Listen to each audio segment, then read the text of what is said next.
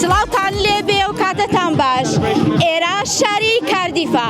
ئەمڕۆ فیستیڤاڵێکی نەتەوەیی بە ئامادەبوونی چەندین نەتەوە. ئێمەش وەکو کورد، وەکو نەتەوەی کوردی خۆمان پیشان دەدەین جلوبەرگی کوردی، نمایشی کوردی. ئەم فیستیڤاڵە لەلایەن ڕفیوجی کاونسڵ و بە هەمانگی ڕێکخراوی کاوە و ڕێکخراوی سوودانی لێرەدا ئەمڕۆ کوردانیش نمایشی خۆیان دەکەن. بە شانازیەوانێ بە جلوبەرگی پۆشاکی کوردیەوە نمایشی کوردی، هەڵپەڕکێ، جلوبەرگ، خواردن. ئێستاش ئاڵای کوردستان و ملوانکە و دەستبەند پێشکەش بە نەتەوەکانی تر دەکەین بۆ ناساندنی کلتوری کوردی خۆمان. بفەرموون.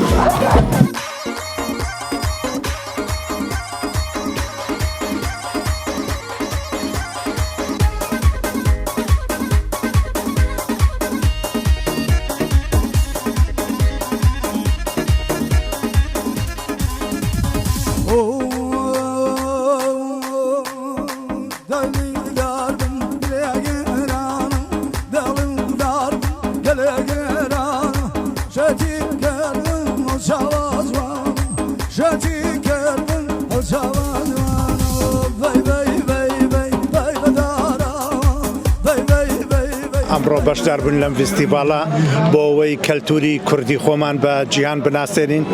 ڕێز و سڵاوم بۆ کەناڵەکەتانەیە. زۆر سپاستان دەکەم.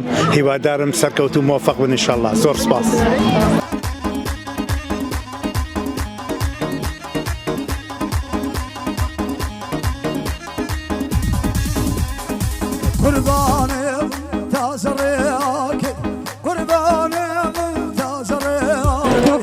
کوردێک منیش پێم خۆش بوو جلەکانم پیشانی ئەم کەڵتور دەبم. جلوبەرگی کوردی پێت وایە لە چاوی نەتەوەکانی ترەوە جیاواز بێ؟ بە تاکید جیاوازە، چونکە زۆر تایبەتە لەگەڵ ئەوەیشا ئێستا بۆ نمونە هەرچی ئەیبینێ لە قەومەکانی تر پێیان خۆشە قسەمان لەگەڵ بکەن و وێنە بگرن لەگەڵمانە.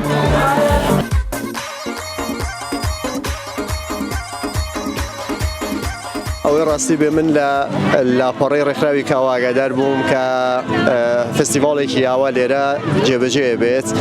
ئەیتر ئەو بێمەش بڕیارماندا ئەمڕۆ بەشدار بین و لەگەڵی تۆقێک لە کوردەکانی خۆمان هەروەکو دیدار تازەکردنەوەیەک وەکو چاوگەڕانن بۆ ئەوەی کە پەیاکردنی خواردنێکی کوردی لێرە نازانم ئەیسا شتێکە بەڕاستی هەستێکی دووبارەمان بۆ زین و کاتۆ و کەیفمان پیساز بێت. هەلۆنا.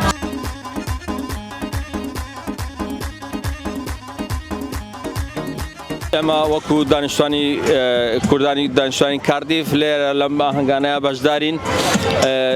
زۆر لەمە هەنگشتانە بەشدارە بین وەکو خۆمان وەکو کورد لەبەر ئەوەی کە ئێمەش کاتوونێتە شاری کاردیف یان ناتوینێتە وێلز کە دانیشتوین لەگەڵ نەتەوەکانی ترا تێکەڵ بووین.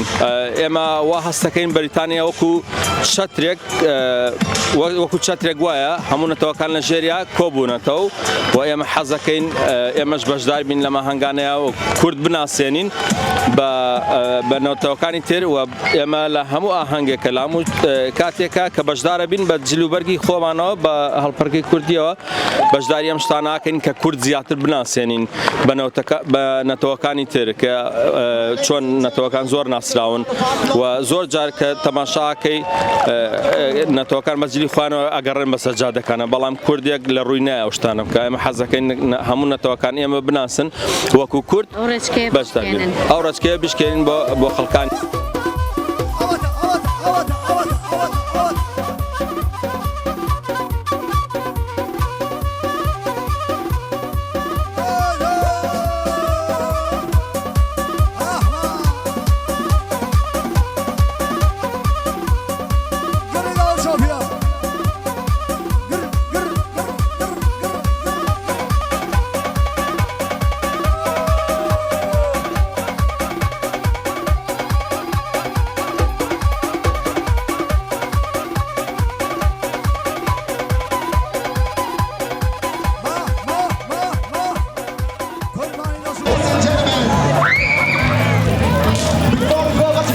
چاو لێبێ و کاتەوە باش سەرچاوە بەخێر بێن.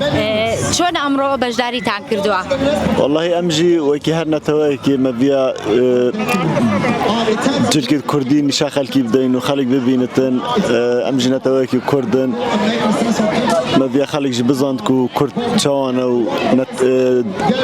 دابوونەریت مەچەنە جلوبەرگێتمە و لۆغەتی مەچیە. خۆشحاڵن لە ئەو فیستیڤالەدا کەشەکە چۆنە بەلاتانەوە؟ بەڵێ گەلێک خۆشحاڵن چونکی مەگەلێک نەتەوە دیتن مەگەلێک دابوونەریت دیتن و ڕاستیشی بخواست بوو بچیکە تشتێکی گەلێک خۆشە. سەرچاوە.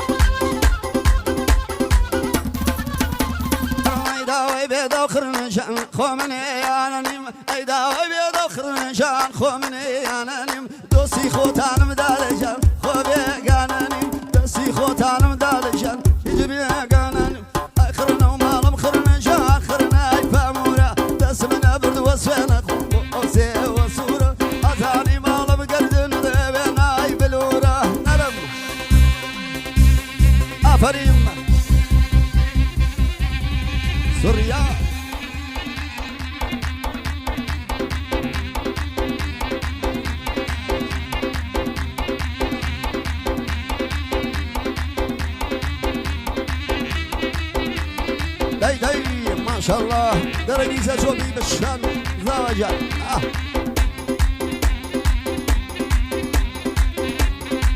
رونا بيشو توزي بقربان ما يشوينن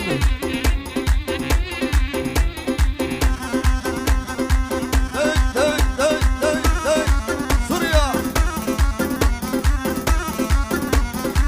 ما شاء الله ما شاء الله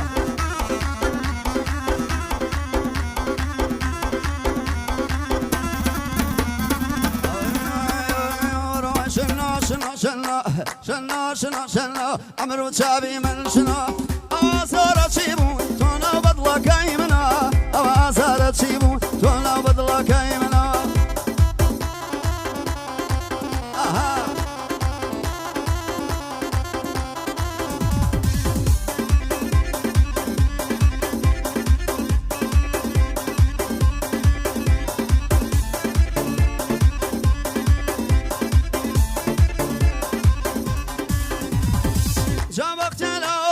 خانم سيا شرابي تو دسيلي مدا داد بأوربي أي دسيلي مدا كاكا ببحسيته جابريني كوني داد ببيرديته ئەو لێبێ کاک سەڵاگیان بیرۆکەی ئەم فیستیڤاڵە لەکوێوە سەرچاوەی گرتووە ئەگەر بۆمان باس بکەیت؟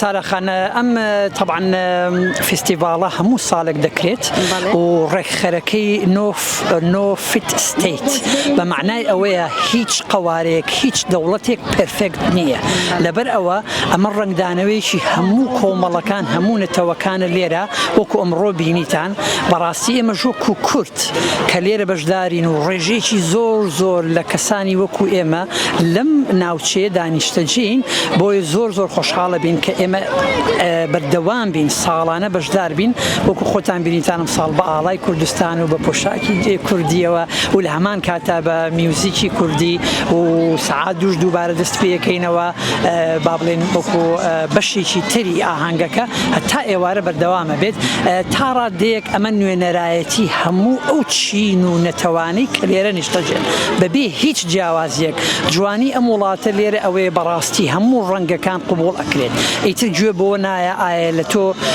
لە چ کەلتورێکەوە هاتووی ئایا لە چ بوارێکی ئابووریت هەبووە لە چ پەروەردەیەکەوە هاتووی لە چ دین و ڕەنگێک و دیانەتێکەوەیە ئێمەش وەکو کورد زۆر خۆشحاڵین کە بەشدارین لێرە و نوێنەرایەتی کوردی خۆمان دەکەین.